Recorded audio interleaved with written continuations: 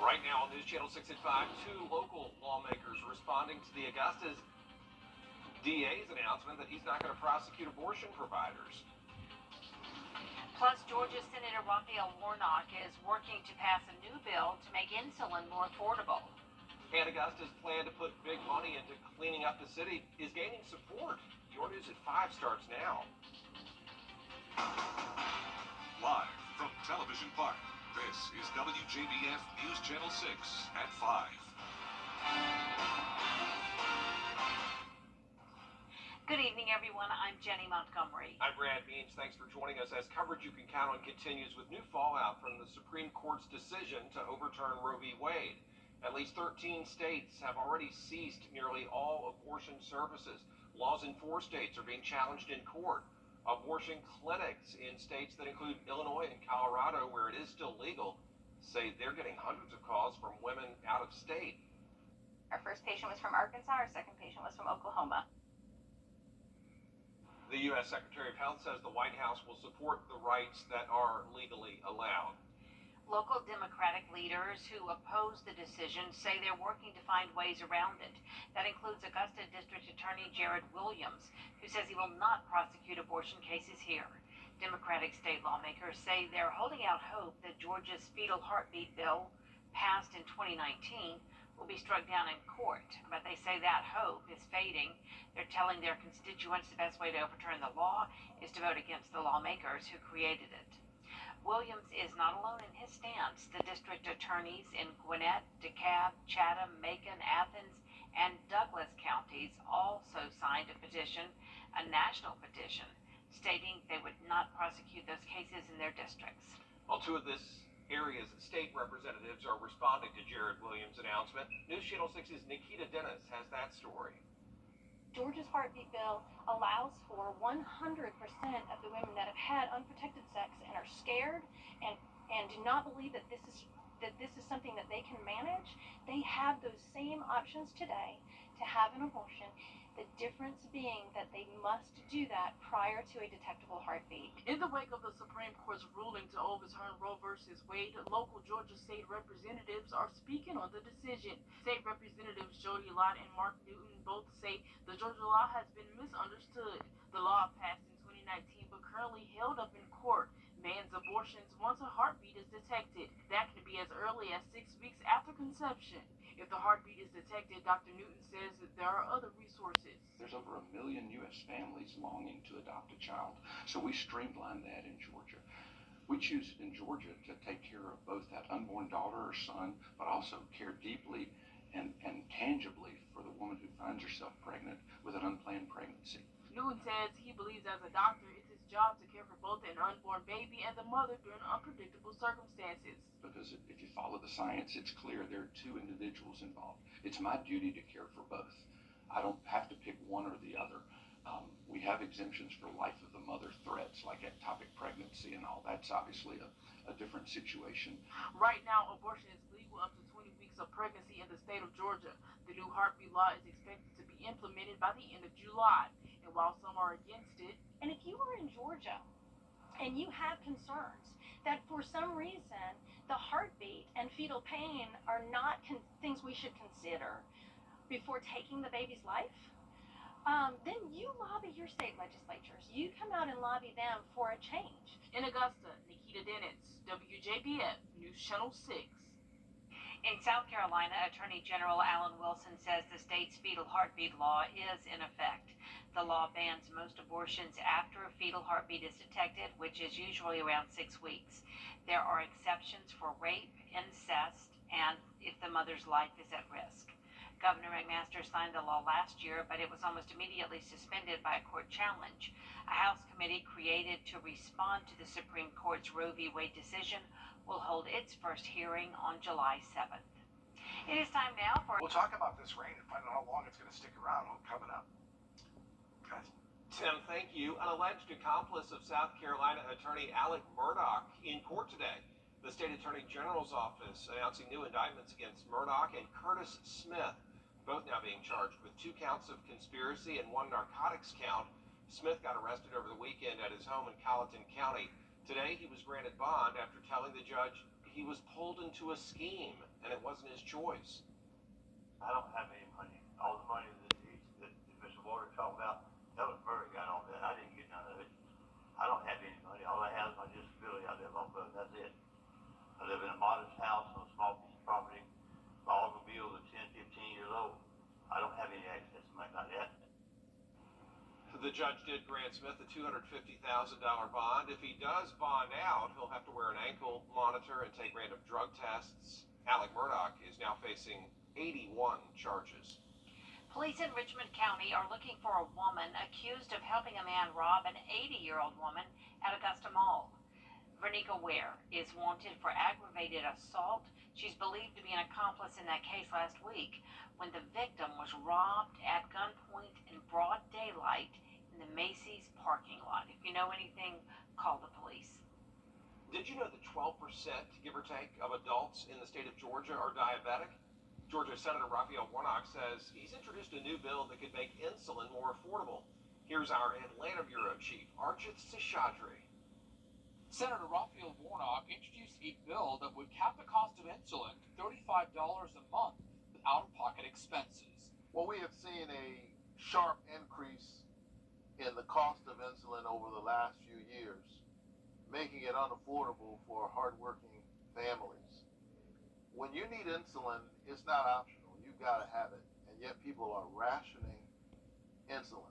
Senator Warnock says he's received 3,000 letters from Georgians asking to lower drug prices, with around 300 of those specifically to curb insulin costs. Well, diabetes doesn't discriminate. People in urban areas have it, and rural areas just as much. And when you look at especially the impact on our rural areas where people struggle with overall access to care, it's an even more pressing concern. New studies show that nearly a quarter of diabetic patients are underusing or skipping insulin doses because of rising prices.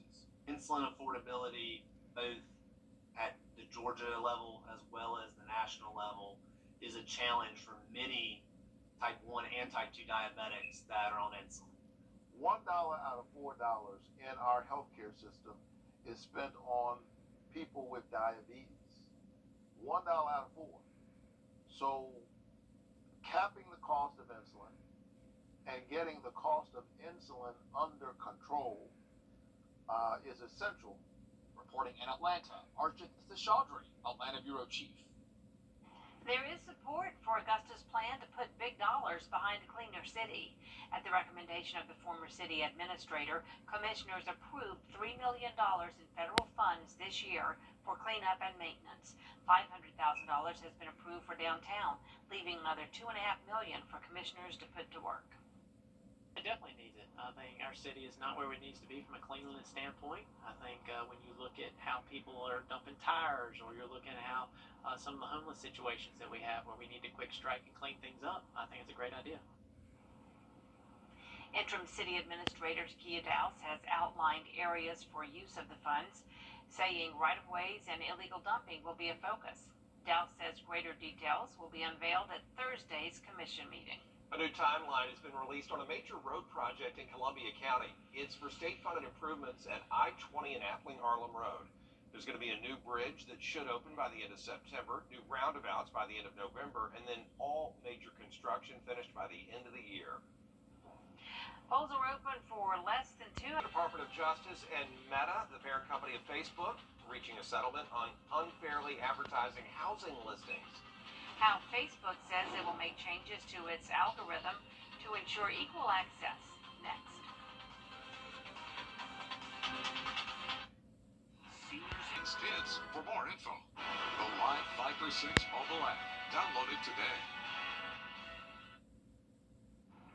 The Department of Justice says it's reached a settlement deal with Meta, formerly Facebook, after it was revealed the platform was unfairly advertising housing listings based on race. Raquel Martin takes a closer look. Meta, formerly known as Facebook, is promising to make sweeping changes to its advertising algorithm. to prevent housing discrimination. As a part of a settlement with the Department of Justice, Meta says it's building a new system to, quote, ensure the age, gender, and estimated race of a housing ad's overall audience matches the age, gender, and estimated race of the population eligible to see that ad.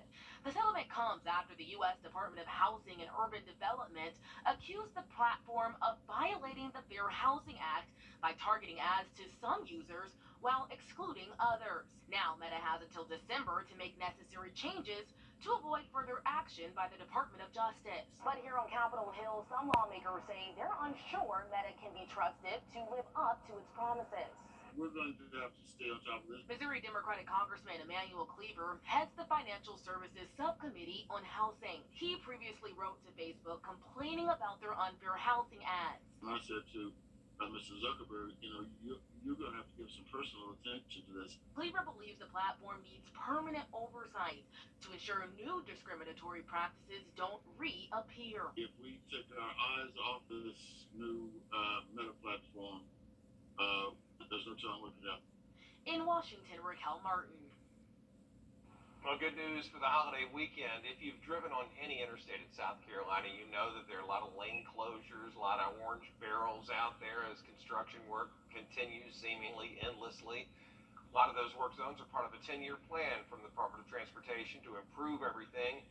But on the holiday weekends, it can make travel tough. That's why, starting Friday, 6 in the morning, through Tuesday night at 10, DOT is going to open every lane on every South Carolina highway.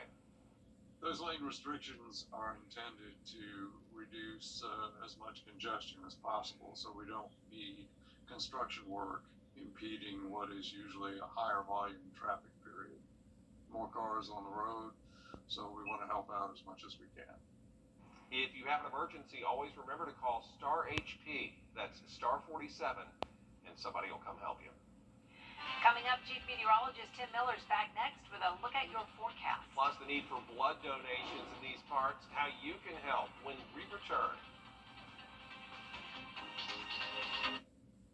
Lose that rain, and we have plenty of doses of it headed our way. Good. Including for 4th of July. We'll have to keep our eye on that, too. Right, Tim. Thank you. Thanks. Well, the rush of summer planning can cause drops in local donations, especially at blood banks and animal rescues. Today, WJBF, along with Shepherd Community Blood Center and local rescues, came together to make it convenient for the community to give back. Rescue groups say they're in desperate need of food and bedding, while the blood bank urgently needs blood, O positive, O negative. In fact, donating in the summer is especially important. Donations go down, but there usually is an increase in usage. So a lot of people, they schedule surgeries for the summer because they're able to take off work, and those surgeries need blood. There's also an increase in traffic accidents because people are traveling and they're going to the beach and that kind of thing. The Blood Mobile will be in several locations, or you can donate at their home office. Shepherd is the CSRA's blood center, with all donations staying to help save local lives. Well, coming up, the concept of a new flying hotel is going viral on social media. How this unique hotel would work and what it'll be fueled with when we return.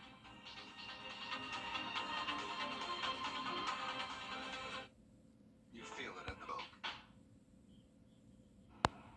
Check out this new design of an autonomous spacecraft with room for 5,000 people, named the Sky Cruise Hotel. The theoretical craft would be able to stay airborne indefinitely because it generates its own power supply using nuclear fusion. The main entertainment deck has shopping malls, gyms, pools, restaurants, even a theater. The cynics say while beautifully animated, this design has a fatal flaw. Nuclear fusion doesn't yet exist. But you can dream. Hey, all right. Well, pretty. We're Yep. back at 6, but count on News Channel 6 for more coverage you can count on at 5:30. Dee Griffin standing by with a look at what's ahead. Dee? They're like, we're going to put this out there, but you Yeah. get it. One day. Dangling the carrot. Coming up, dozens of migrants are found dead in an abandoned trailer in Texas. Plus, the committee investigating the January 6th attack on the U.S. Capitol holds a surprise hearing today. We get a breakdown of the new testimony next.